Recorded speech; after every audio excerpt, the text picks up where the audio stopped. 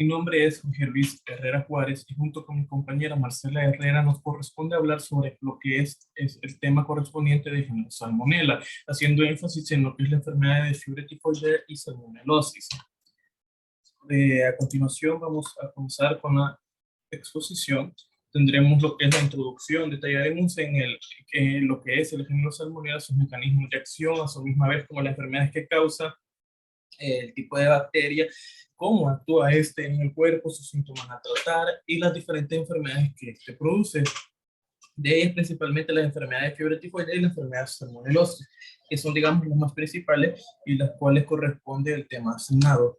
Vamos a continuar primero comprendiendo lo que es el género Salmonella. Ok, el género Salmonella, o sea, haciendo énfasis en las enfermedades de fiebre tifoidea. El género Salmonella es un género del reino del Monera. Por su misma vez, quien fue el primero en poder ver organismos unicelulares o bacterianos fue el señor Anton van Leeuwenhoek, que fue un comerciante irlandés que a finales del siglo XVII fue el primero en observar lo que es bacterias, espermatozoides, células, y eso misma vez dar el recurso para poder fundamentar años después las subdivisiones y quedar como lo que es el reino del Monera, al cual pertenece esta bacteria. Y esta misma vez es del género Salmonella.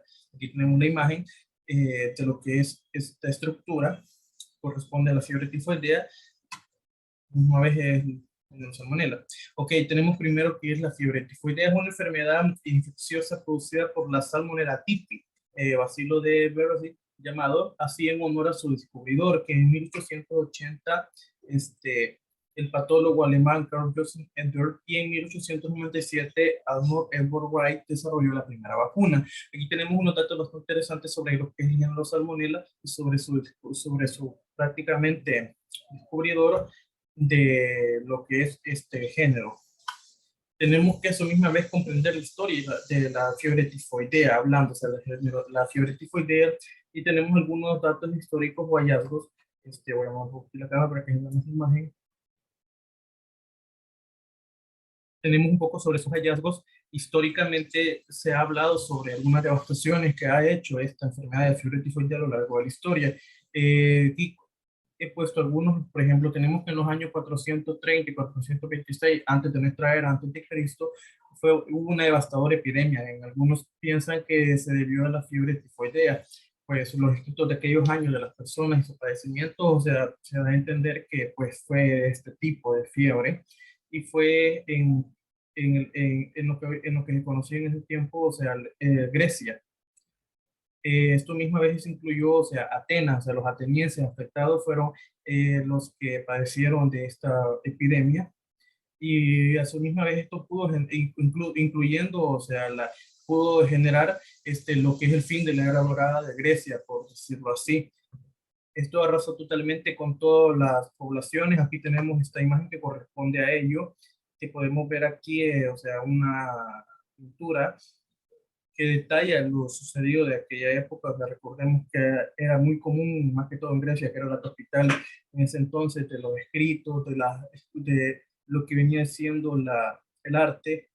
Se podía detallar la epidemia que se vivía en ese tiempo.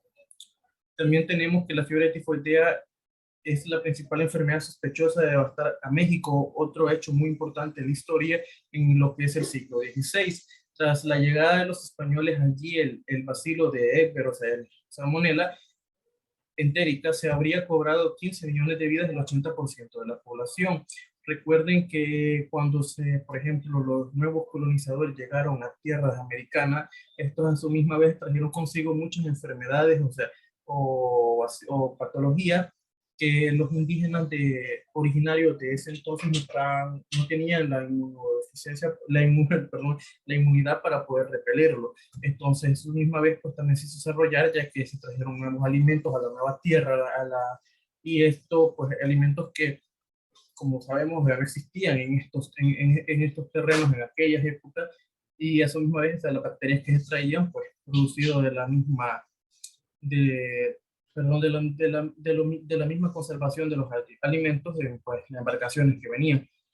Y tenemos más recientemente un hecho que fue a finales del siglo XIX. En el siglo pasado, o sea, la tasa de mortalidad en Chicago alcanzó 65 casos por cada 1.000 habitantes y fue el peor año en 1891, cuando la tasa de mortalidad por fiebre tifoidea fue de 174 casos por cada 100.000 habitantes. Este hecho ocurrió en la ciudad de Chicago, en lo que conocemos como Estados Unidos de América. Entonces, hubo también un pequeño brote de fiebre tifoidea y a su misma vez bastante devastador en lo que es la región de Chicago. No trascendió tanto a lo que es todo el país, pero sí hubo un brote bastante importante, pero a la misma vez fue, por decirlo así, erradicado. Otro hecho bastante de la historia que es bueno conocer para poder comprender que la fiebre tifoidea, además de ser una enfermedad pues común, más que todo en aquella época por el desconocimiento y la desinformación que había con respecto a esto, era algo que podía devastar bien en una ciudad o una población. Y a su misma vez, a lo largo de la historia, tenemos hechos que los comprueban. Vamos a avanzar aquí. Ok, tenemos lo que es la epidemiología, distribución, la epidemiología de distribución. La fiebre es causada por la ingestión de Bacillus typhus, o sea, de tipi, que son organismos en forma de bastón. Podemos ver la estructura que puse en de las primeras diapositivas, en forma de bastón, que pertenece al grupo de organismos entéricos. Esto a su misma vez, o sea, está relacionado a cómo es la estructura celular de este tipo de organismo.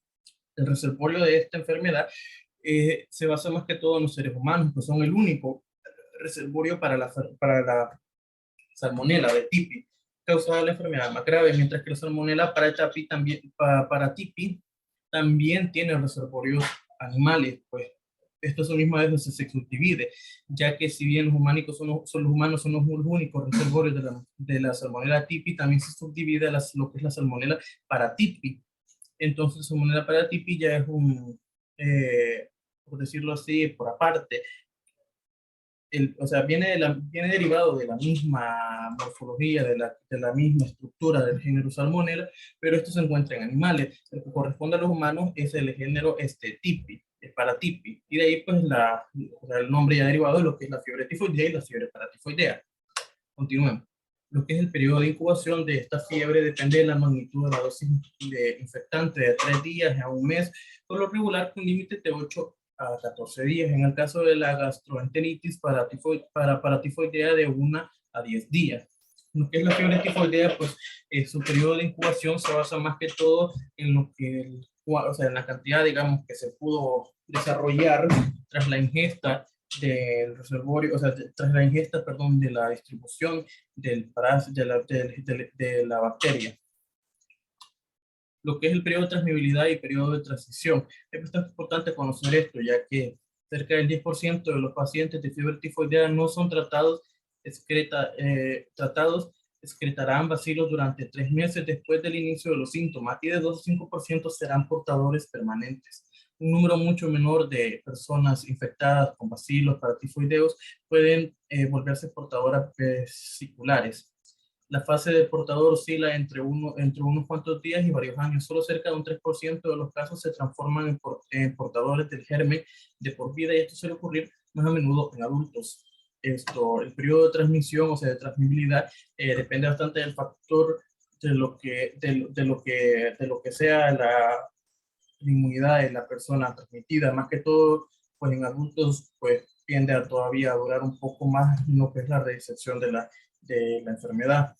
Pues a su misma vez, o sea, si bien los síntomas pueden persistir entre un cierto periodo de tiempo, después del inicio de los síntomas, o sea, siempre van a ser portadores permanentes de un 2 o 5%. Por lo tanto, es bastante importante conocer eso, la susceptibilidad. La fiebre tifoidea, la susceptibilidad en general, más que todas las personas con clorhídrica, gástrica o aquellas infectadas por el VIH. Después de la enfermedad clínica, la infección no manifiesta la inmunización activa, surge inmunidad relativa específica, ya que pues en las zonas endémicas la fiebre tifoidea es más común en los preescolares y escolares de 5 a 19 años. Esto se da más que todo pues, por la misma ingesta de lo que es los alimentos, que es uno de los principales medios de transmisión de este género y los resultantes de las llamadas, o sea, perdón, de la llamada enfermedad de fiebre tifoidea y la enfermedad de salmonelosis, de la cual vamos a hablar a continuación. Pasaremos a lo que es la enfermedad de salmonelosis. Para conocer esto tenemos que conocer la descripción del agente e historia. Y pues la bacteria de salmonella recibe su nombre por Daniel Hermer Salomon.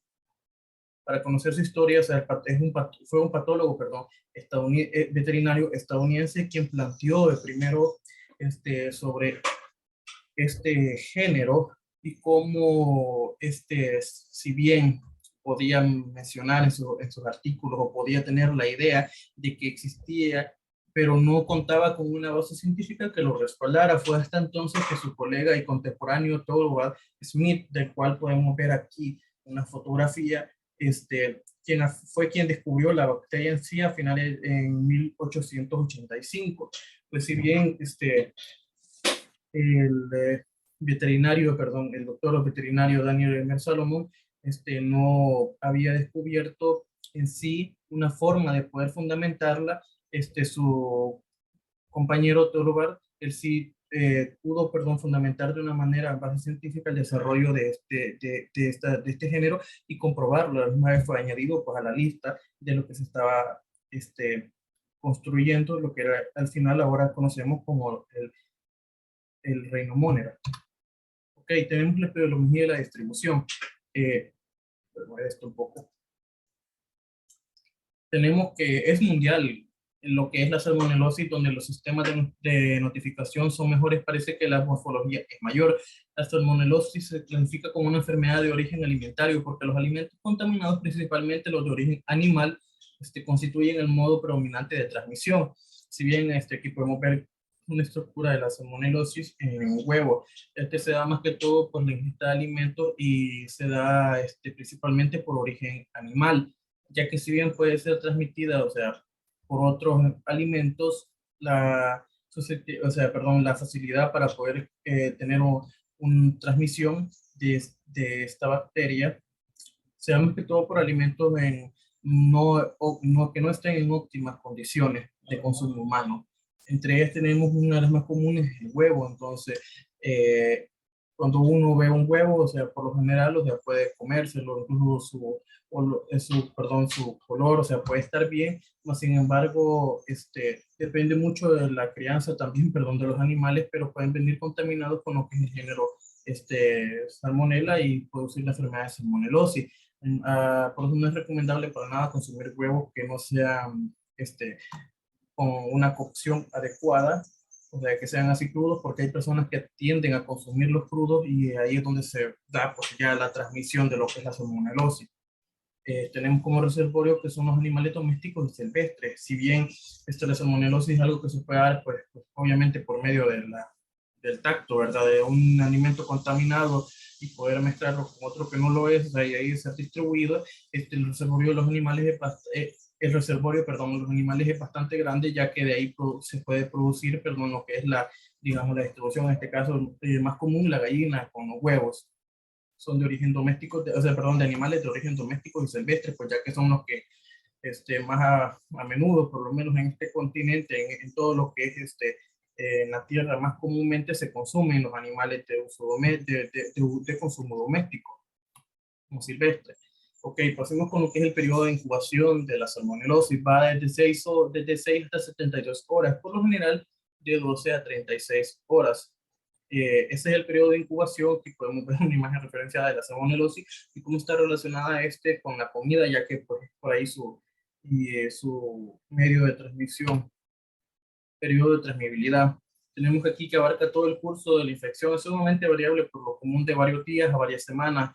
No hay un rango específico para lo que es la salmonelosis, ya que si bien puede durar de lo que es unos pocos días, puede durar incluso hasta un par de semanas, ya que todo depende todo depende del tratamiento y del tiempo que haya transcurrido esta enfermedad sobre la persona.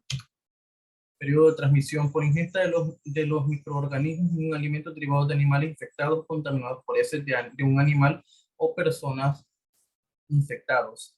el periodo de transmisión de la salmonelosis se da más que todo en alimentos contaminados, como podemos ver, alimentos que no estén en óptimas condiciones de uso, ya sea porque por su fecha de caducidad, o sea, estamos de alimentos, ¿verdad? No procesados, sino estamos hablando de los alimentos de origen animal, o por alimentos que son derivados de ellos, o sea, que tienen pues como ingrediente principal, ¿verdad? El agente del animal, pero son mezclados con otras comidas, entonces ahí es donde se da lo que es la transmisibilidad, o sea, todos los alimentos con los cuales ha sido mezclado.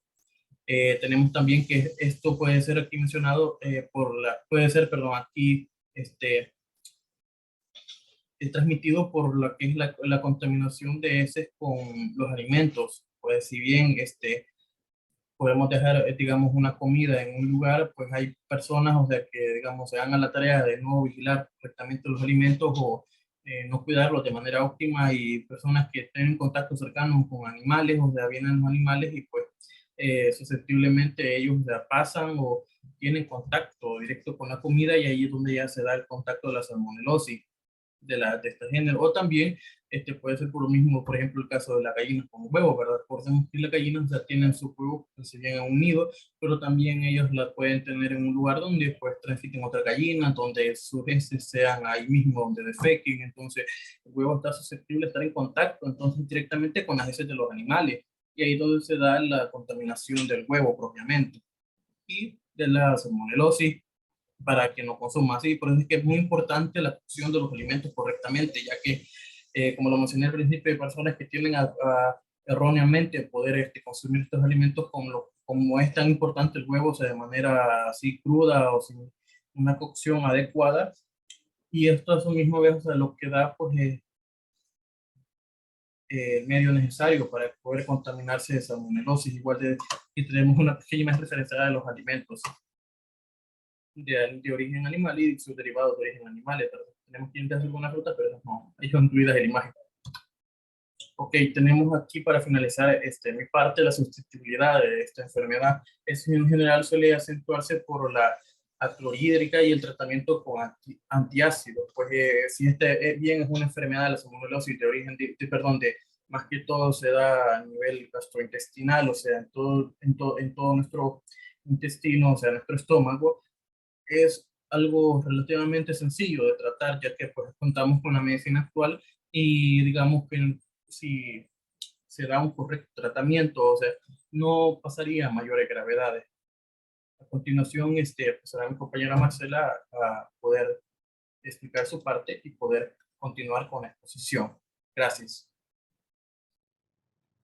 Hola, mi nombre es Victoria Marcela Herrera Herrera y vamos a continuar con lo que es el tema de género Salmonella, siempre tomando en cuenta lo que son las dos enfermedades que vamos a tocar en este tema, que son las más comunes que podemos mencionar, fiebre tifoidea y salmonelosis.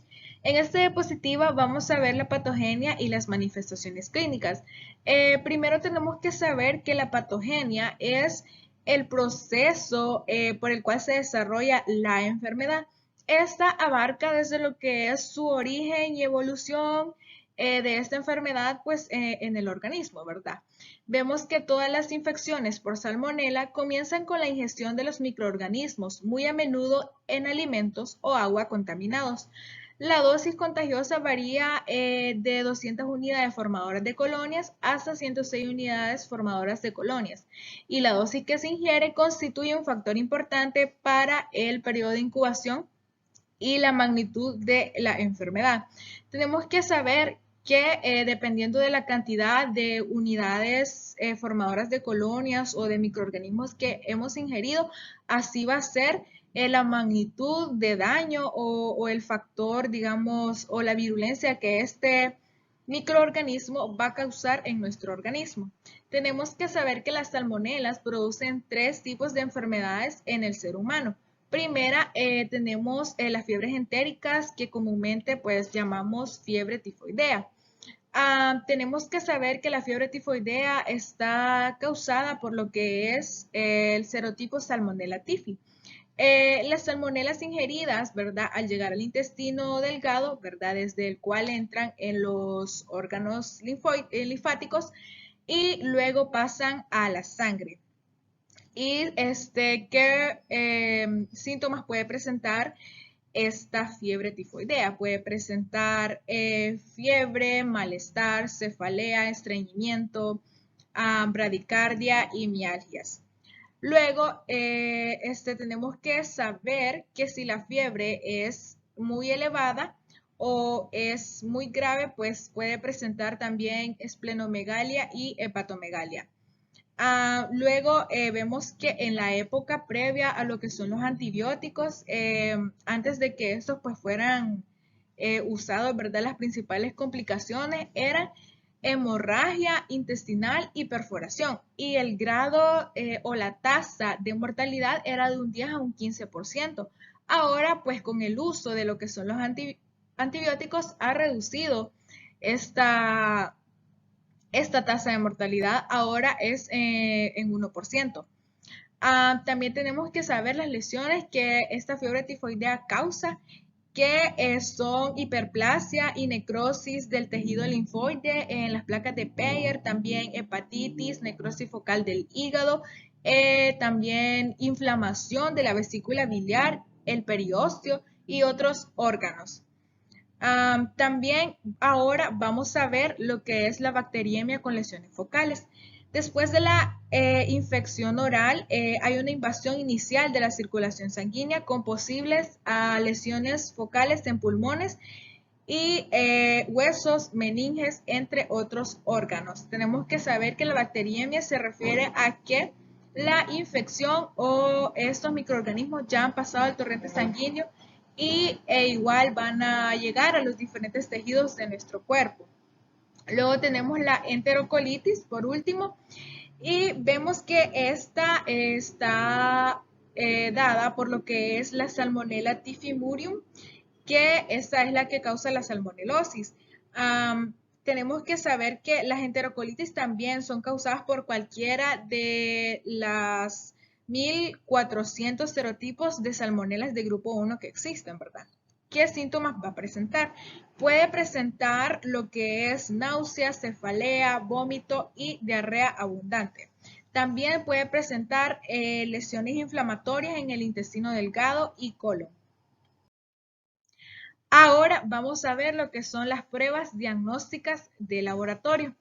Tenemos que ver primero, ¿verdad? Tenemos acá las muestras, ¿verdad? Las muestras, la sangre para cultivo se debe obtener en varias ocasiones. En caso de fiebre entérica y septicemia, los hemocultivos suelen ser positivos en la primera semana de la enfermedad. Cultivos en la orina pueden ser positivos después de la segunda semana. Es importante tomar repetidas veces muestras de S, ¿verdad? En las fiebres de origen entérico, en las heces se obtienen resultados positivos a partir de la segunda y la tercera semana. En el caso de lo que es la enterocolitis, se obtienen también resultados positivos en la primera semana. Luego vamos a ver métodos bacteriológicos para aislamiento de salmonelas. Aquí vamos a mencionar lo que es el cultivo por método diferencial, que es un método de cultivo en el cual es capaz de distinguir dos microorganismos por su crecimiento diferencial en el mismo, ¿verdad? Vemos de que en un mismo cultivo van a estar dos microorganismos, pero los cuales se van a ver diferenciados por ciertos factores, ¿verdad? Que van a permitir identificarlos de una especie de otro, que pueden ser el crecimiento, el metabolismo y su respiración. En este cultivo de medio diferencial vamos a mencionar el cultivo de McConkey, que es selectivo y diferencial para aislar selectivamente lo que son bacilos gram negativos y entéricos. Permite la detención rápida de microorganismos que no fermentan lactosa, como podemos mencionar principalmente salmonelas y shigella, entre otras. También tenemos el medio de sulfito de bismuto, que permite la detención rápida de salmonelas en forma de colonias negras a causa de la producción de ácido sulfídrico. Ahora tenemos acá lo que son los signos y síntomas para estas infecciones por salmonela, ¿verdad? Primero, ¿verdad? Algunos signos físicos son pues exantemas, que esto son erupciones en la piel, ¿verdad? Que son que está la piel inflamada o irritada. Vamos a tener lo que son roceola tifoidea en un 30%. Vamos a ver que estas son como estas ronchitas como rojitas o rosadas que son como granitos que se ven en la piel cuando estamos infectados por lo que es salmonelas, ¿verdad? Luego tenemos la hepatoesplenomegalia en un 3 a un 6%, epitaxis, que es sangrado. Y también tenemos bradicardia relativa en el punto más alto de la fiebre, es decir, cuando tenemos una fiebre alta, vamos a tener bradicardia. Luego, acá podemos observar cuando ya es una enfermedad más grave que esto puede ocurrir en lo que es en un 10 a un 15% de los pacientes. Vemos a la hemorragia del tubo digestivo que puede ser de un 10 a un 20%, la perforación intestinal de 1 al 3% con mayor frecuencia ocurre en la tercera y cuarta semana de la enfermedad y son consecuencias de hiperplasia, ulceración y necrosis de las placas de Peyer ileocecales en el sitio de infiltración por salmonela. Vemos en esta imagen cómo hay una perforación típica, ¿verdad?, de la infección por Salmonella typhi. Eso ya son signos o síntomas más graves que pueden ser causados, pues si no se trata a tiempo o si no se administra el tratamiento adecuado. Entonces vemos aquí lo que es una perforación ileal en el intestino delgado. Ahora vamos a ver lo que es el tratamiento, ¿verdad? Vamos a ver primeramente lo que es el tratamiento para la fiebre tifoidea. Vemos que para el tratamiento de fiebre entérica susceptible a fármacos, las fluoroquinolonas son fármacos más eficaces con tasas de curación de aproximadamente el 98%, ¿verdad? Y vemos también que los pacientes infectados con cepas de Salmonella typhi, que son resistentes a la ciprofloxacina, van a recibir lo que son tratamientos con ceftriaxona, acitromicina o también pueden recibir ciprofloxacina pero en dosis altas. Luego vamos a ver la ceftriaxona, la cefotaxima y la cefixima por vía oral son eficaces para tratar la fiebre entérica de, por ejemplo, cepas que son causadas, que son resistentes a múltiples fármacos, incluidas ahí las cepas que son resistentes a la ciprofloxacina y las resistentes a las fluoroquinolonas. Vamos a ver acá lo que son la salmonelosis no tifoidea, el tratamiento, ¿verdad? Los síntomas casi siempre desaparecen de manera espontánea y la duración de la fiebre y diarrea no disminuye de modo notable con la antibiótico-terapia. Entonces los antibióticos, por decirlo así, no van a tener ningún efecto de que van a disminuir la fiebre o van a disminuir la diarrea de esta infección de salmonelosis. Entonces, luego vamos a ver que la administración profiláctica de antibióticos en el caso de los pacientes con alto riesgo de sufrir lo que es salmonelosis no tifoidea invasora como los recién nacidos, ¿verdad? También personas mayores de 50 años con sospechas de aterosclerosis y los pacientes con inmunodepresión, anomalías endovasculares o de las válvulas cardíacas o con enfermedad articular notable. Entonces, más que todo, se va a hacer una administración profiláctica de antibióticos a personas que tienen alguna otra complicación o con un sistema inmune comprometido. Luego, en este cuadro vamos a poder observar, aquí son dos cuadros muy explicativos de lo que son la antibiótico-terapia para cada una de estas dos enfermedades. Tenemos acá para lo que es la fiebre entérica Y aquí para la salmonela notifoidica, ¿verdad? Vamos a ver que aquí está pues subdividido lo que son para el tipo de tratamiento que pueden utilizar. Tenemos que saber que pues no todos los antibióticos van a ser los mismos para el tratamiento, ¿verdad? Entonces, tenemos aquí, ¿verdad? Para tratamiento empírico, la ceftriaxona, citromicina, aquí podemos ver lo que es la dosis y la vía de administración y la duración de cuánto tiempo va a durar este tratamiento. Luego vemos cuando hay cuando es sensible, ¿verdad? Tenemos el tratamiento óptimo que va a ser ciprofloxacina, acitromicina, amoxicilina. Esto, aquí vemos pues su dosis, su vía de administración. Cuando no se puede aplicar lo que es este tratamiento óptimo, pues podemos aplicar lo que es cloranfenicol y trimetoprim sulfametaxazol. En esta dosis y pues aquí vemos el día y los días que va a durar este tratamiento. Cuando son multiresistentes vamos a ver un tratamiento óptimo de ceftriaxona y acitromicina. Y como tratamiento alternativo la ciprofloxacina. Cuando son resistentes a las quinolonas vamos a ver un tratamiento óptimo igual con ceftriaxona y acitromicina. Y como tratamiento alternativo van a ser dosis elevadas de ciprofloxacina.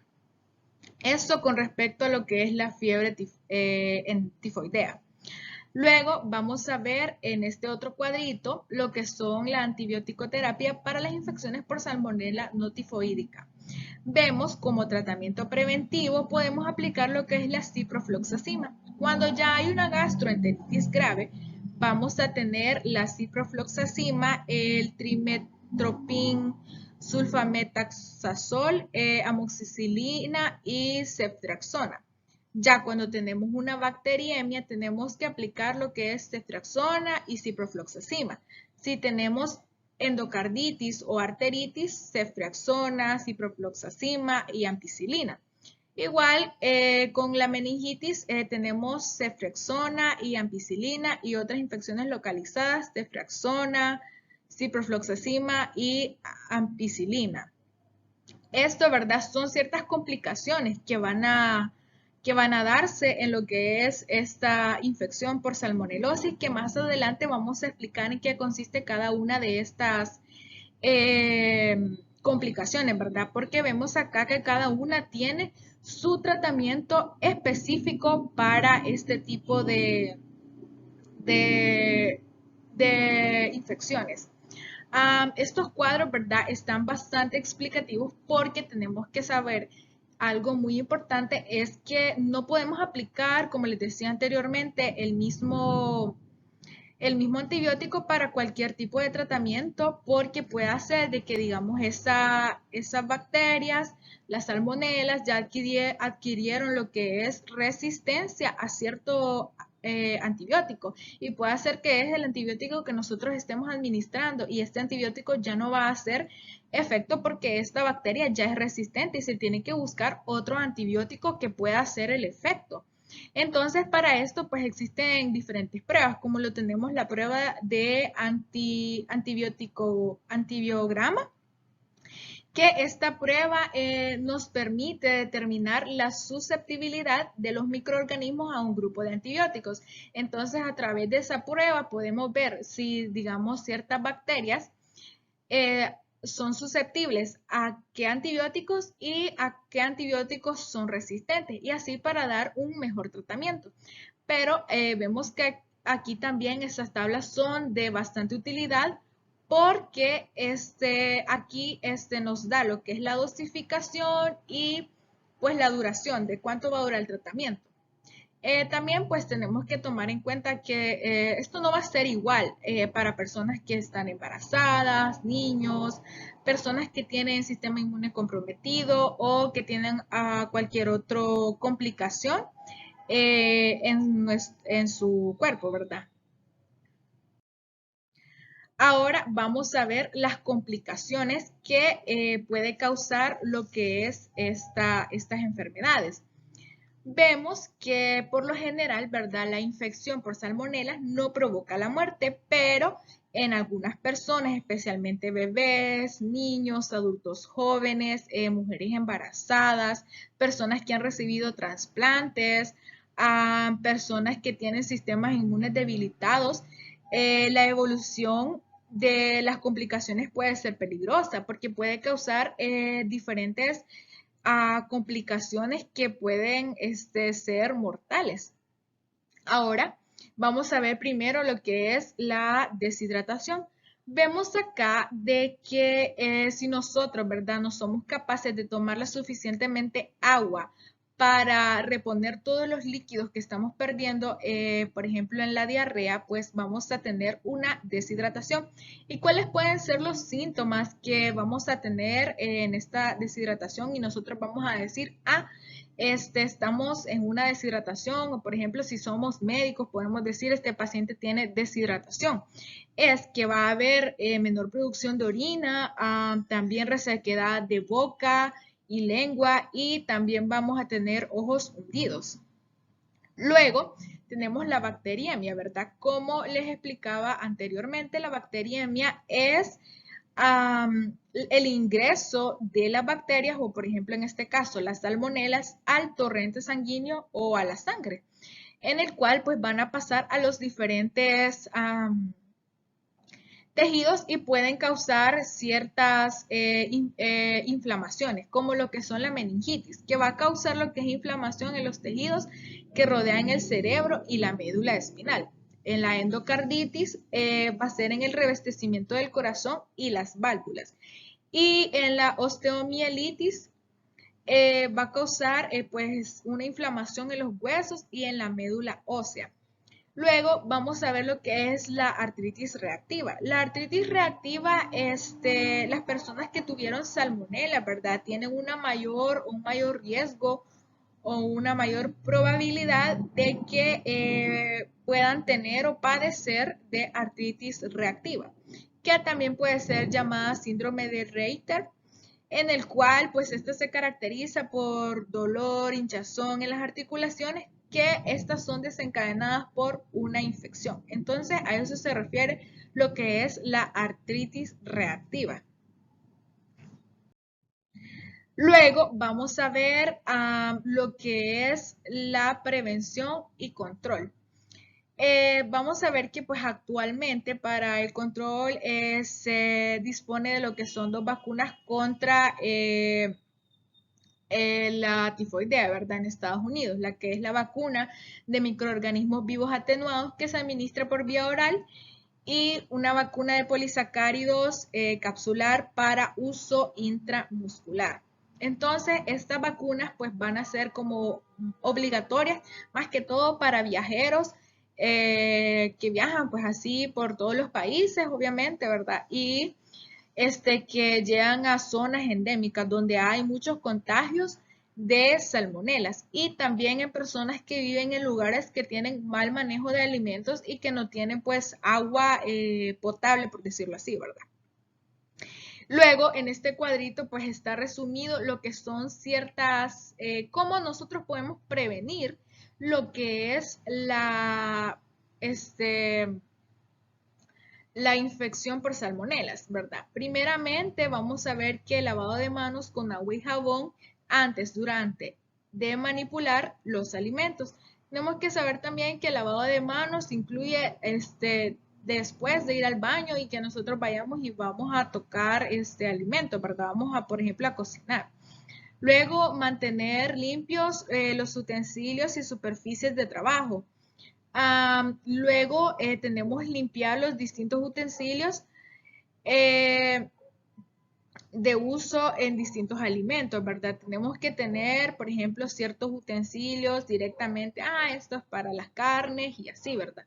Luego también almacenar, por ejemplo, en el refrigerador carnes y huevo. Luego, no consumir carne, huevos, pollo, cerdo, crudo o mal cocidos. Tenemos que saber pues que los animales, estos pues animales son reservorios de lo que son las salmonelas, entonces puede hacer que si nosotros no cocemos bien o comemos lo que son carnes crudas o mal cocidas, podemos ahí infectarnos de salmonelas, ¿verdad? También respetar las fechas de consumo, ¿verdad? Siempre estar vigilando lo que son los alimentos y saber que los estamos consumiendo en una fecha que aún pues están en un buen estado. Luego tenemos alimentos con huevo, los alimentos con huevo refrigerar lo antes posible y conservar a un máximo de 8 a un de 8 de 8 grados centígrados y 20 por 24 horas, ¿verdad? No lavar huevos antes de almacenarlos, pero sí antes de consumirlos y secar. No usar las cáscaras de huevo para separar lo que son las claras de yemas. No romper huevos en el mismo recipiente con el que se baten o cocinan. Siempre tenemos que tener un cuidado, ¿verdad? En un recipiente, pues abrir los huevos y en el otro, pues donde se va a cocinar. Y desechar huevos con cáscaras dañadas y también no tomar leche que no esté, por ejemplo, que esté cruda y que no esté pasteurizada, ¿verdad?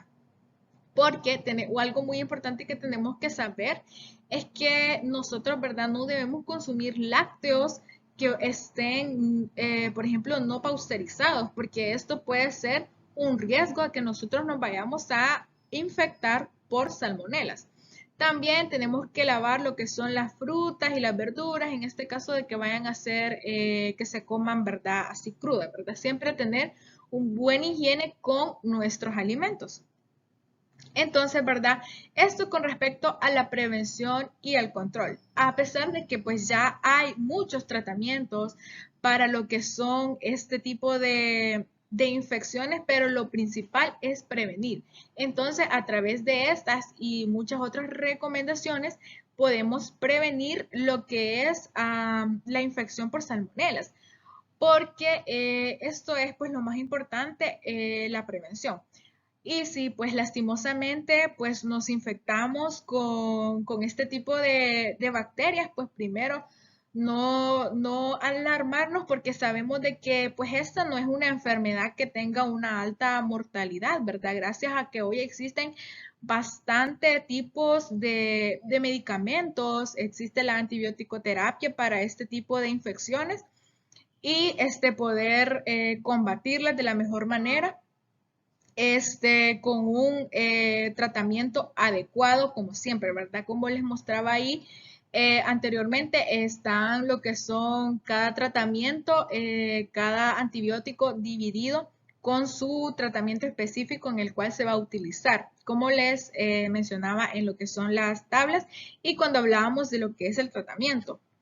También podemos decir que es muy importante que nosotros siempre estemos con un debido cuidado e higiene de nuestras manos después de ir al baño, antes de hacer lo que es nuestros alimentos para evitar el contagio. Y siempre mantener el cuidado de lo que son personas con sistema inmune comprometido, mujeres embarazadas, niños o ancianos, en los cuales puede ser más grave la infección por este tipo de salmonela, por esta bacteria, ¿verdad? Que son las salmonelas. Pues hasta aquí ha sido pues la participación de nuestro grupo con mi pareja, mi compañero y yo. Hemos abarcado lo que es el género Salmonella con sus enfermedades, fiebre tifoidea y salmonelosis. Y muchas gracias por su atención.